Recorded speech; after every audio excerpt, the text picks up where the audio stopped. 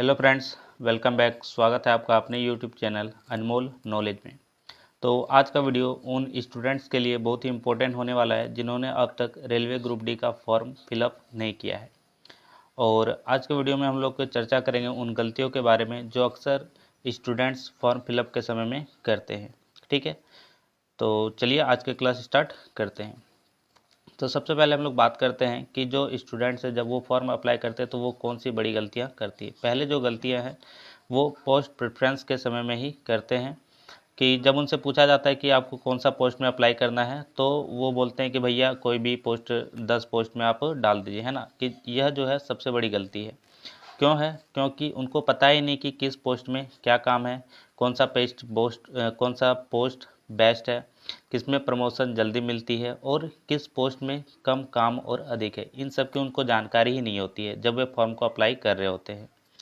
और जब जॉब लग जाती है तो वो लोग पछताते हैं कि काश ये चीज़ मुझे पहले पता होती। तो अगर आपने अब तक फॉर्म फिलअप नहीं किया है तो इस वीडियो को पूरा देखिएगा।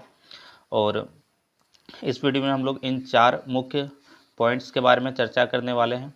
तो अगर चैनल पर नए हैं तो चैनल को सब्सक्राइब कीजिए और वीडियो को लाइक कर लीजिए। चलिए, तो सबसे पहले हम लोग बात करते हैं किस पोस्ट में काम कम और अधिक है। तो देखिए, यह जो काम कम और अधिक है यह डिपेंड किस चीज़ पे करता है। यह डिपेंड करता है स्टेशन पे। ओके, किस पे डिपेंड करता है?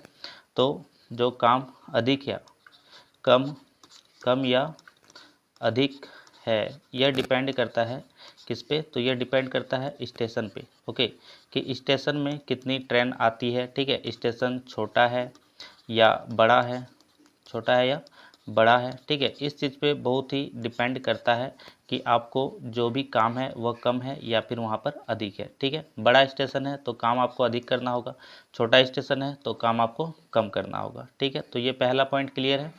इसके बाद अगर हम लोग बात करें कि किस में प्रमोशन जल्दी मिलती है, तो जो प्रमोशन की बात है यह मुख्यतः जो है पॉइंट्समैन बी में, किस में? तो पॉइंट्समैन बी में जो है इसमें ज़्यादा प्रमोशन मिलता है। ठीक है, अब चलिए, अब हम लोग जो मुख्य 2 पॉइंट है, पहला कि कौन से पोस्ट में क्या काम है और दूसरा कौन सा पोस्ट बेस्ट है, इसको डिटेल से थोड़ा समझते हैं। ओके, तो सबसे पहले अगर हम लोग बात करें असिस्टेंस ट्रैक मशीन की, तो इसमें क्या काम होता है? इसमें आप लोगों ने इस तरह का इस तरह का जो मशीन है, ठीक है, इंजन है, यह आप लोगों ने देखा होगा रेलवे स्टेशन में।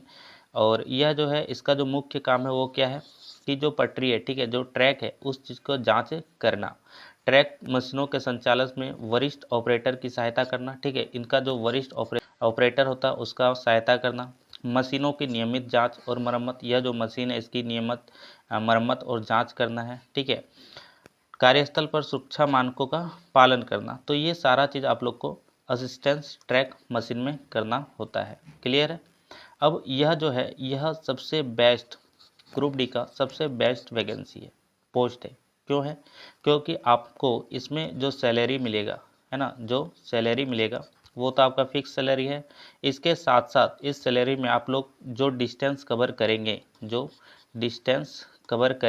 इसमें बैठ करके, ठीक है, यानी कि जो यात्रा आप लोग कर रहे हैं उस यात्रा का जो कॉस्ट है, ठीक है, वो भी आप लोग को इसमें ऐड कर दिया जाएगा। ठीक है, तो एट द एंड जो सैलरी है आप लोग का इसमें बढ़ जाएगा। तो इस पॉइंट ऑफ व्यू से यह जो है सबसे बेस्ट पोस्ट है ग्रुप डी के लिए। ओके, चलिए दूसरा पोस्ट की हम लोग बात करते हैं असिस्टेंस ब्रिज। तो ब्रिज से ही पता चल रहा है कि आपको कहाँ पे काम करना है, ब्रिज का रख रखाव करना है। यहाँ पे देख रहे हैं आप लोग, जहाँ पे भी ब्रिज होगा, है ना, वहाँ का जो ट्रैक है उसका मेंटेनेंस करना, जो वरिष्ठ इंजीनियर है उसकी सहायता करना, उपकरण की जांच करना। ठीक है, ये सारा चीज़ आप लोग को किस में करना होता है? तो असिस्टेंस ब्रिज में करना होता है। और यह जो पोस्ट है यह बॉयज़ के लिए बेस्ट है। ये किसके लिए बेस्ट है? तो बॉयज़ के लिए बेस्ट है। ओके, चलिए नेक्स्ट अगर हम लोग बात करें ट्रैक मेंटेनर का, तो ट्रैक मेंटेनर का जो काम है यह कैसा काम है? तो यह फील्ड वर्क है और आपको यहाँ पे क्या करना होता है? ट्रैक को मेंटेन करना होता है। ठीक है, समय समय पे जो है ट्रैक का जांच आपको करना होता है, पटरियों की साफ सफाई करनी होती है, ट्रैक पर किसी खराबी को पहचान कर उसे ठीक करना होता है। ठीक है, रेल पटरियों का जोड़ और सटीकता सुनिश्चित करना। तो ये सारा जो काम है ये किसका होता है? ट्रैक मेंटेनर का होता है। क्लियर है? चलिए इसके बाद अगर हम लोग बात करें असिस्टेंस पी वे यानी कि परमानेंट वे, तो इसका क्या काम होता है, इसका रेलवे ट्रैक का निरीक्षण और रखरखाव का काम होता है। स्लीपर हो गया, रेल हो गया, फिश प्लेट हो गया, इसका मरम्मत और बदलाव करना भी किसका काम है, तो असिस्टेंस पीवे का है। पटरियों की ऊंचाई और स्तर को बनाए रखना, जो ऊंचाई है या जो स्तर है पटरियों का बनाए रखना का काम भी किसका है, तो असिस्टेंस पीवे का ही है। ओके, तो ये सारा काम आपको करने को इसमें मिलता है परमानेंट वे में, असिस्टेंस पी वे में। चलिए नेक्स्ट अगर हम लोग बात करें असिस्टेंस CNW, जिसे कोच एंड वैगन कहते हैं, तो कोच और वैगन में क्या करना होता है, जो डब्बे हैं ठीक है उनका निरीक्षण और रखरखाव करना होता है। कोच और वैगन के ब्रेक सिस्टम की जांच करनी होती है, ठीक है, जो ब्रेक सिस्टम है उसको क्या करना है, समय समय पर जांच करना है और चेक करते रहना है। किसी तरह का अगर गड़बड़ी है तो उसको क्या करना है, उसको सॉल्व करना है।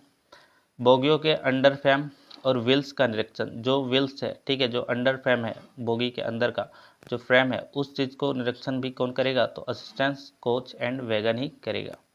मरम्मत के दौरान आवश्यक उपकरणों का उपयोग, अब जो भी उपकरण है ऑब्वियस सी बात है कौन लाएगा, तो कोच असिस्टेंट एंड वैगन ही लाएगा। चलिए इसके बाद है assistant loco said. Assistant loco said कौन सा, तो डीजल वाला है ना। तो डीजल वाला क्या होता है, आप लोग जो जहाँ पर ट्रेन का ये मेंटेनेंस किया जाता है ठीक है, वहाँ पे आप लोग को काम करना होगा। डीजल इंजन का निरीक्षण और रखरखाव करना है। इंजन के विभिन्न हिस्सों की सफाई और मरम्मत करनी होती है। डीजल इंजन के फ्यूल सिस्टम की जांच और उसे भरना होता है। जो यहाँ का इंजन है ठीक है, जो फ्यूल है उसको यहाँ पे भरना होता है इसमें। लोकोमोटिव के ब्रेक और सस्पेंस सिस्टम का परीक्षण करना, तो ये सभी काम असिस्टेंट लोको सेड का ही होता है ठीक है। अब इसमें क्या हो सकता है कि ये डीजल वाला है, ये डीजल वाला काम है, तो इसमें आप लोग को थोड़ा जो कपड़ा है वो गंदा होगा है ना, क्योंकि आप डीजल का काम कर रहे हैं, ग्रीस वगैरह इसमें लगेगा। तो ये सारा चीज़ में आप बोल सकते हैं कि हाँ थोड़ा सा जो है यहाँ पे जो हमारा कपड़ा है वो यहाँ पर गंदा होगा, और यह जो थोड़ा सा मेहनत वाला काम है ठीक है, किसमें, तो डीजल में।